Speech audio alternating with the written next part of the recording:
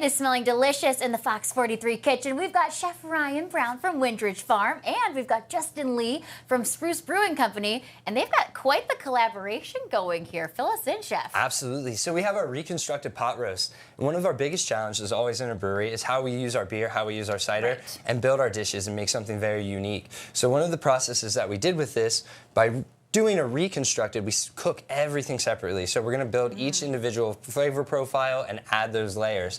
So it starts with the beef. We overnight it. That goes for 20 hours, real low and slow. We break it down, get it really moist, and that's going to be braised with the Czech Lager there. Then the next part where the lager goes in is as we're building our roux for our onion gravy, the beer goes right in there. We cook that alcohol out of it, but we get that pungent flavor right in there to the onions. Those aromatics start to take form as we go ahead and give some of our beef drippings back into this again, putting more of that lager in. And then of course we just have our regular seasoned vegetables over here, a little bit of basil, a little bit of thyme, garlic, onion, salt and pepper. And then as an old chef once told me, a little bit of paprika goes a long way. All right, I'll take your word for it because I trust you more than I trust me in the kitchen. Okay, so this smells amazing. How did you guys get together? Like, how did you come up with the idea of bringing the lager in?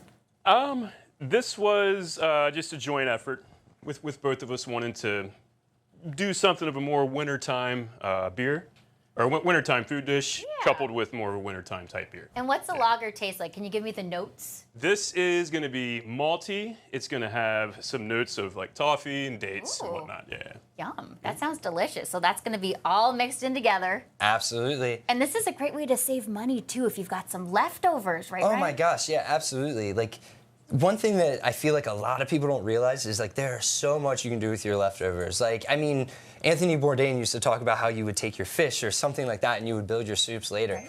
The other thing with a pot roast like this is it's super, super cheap. Everything that you're gonna see here when we put this plate together is under $10. Wow. And it's a hearty meal, a very hearty meal.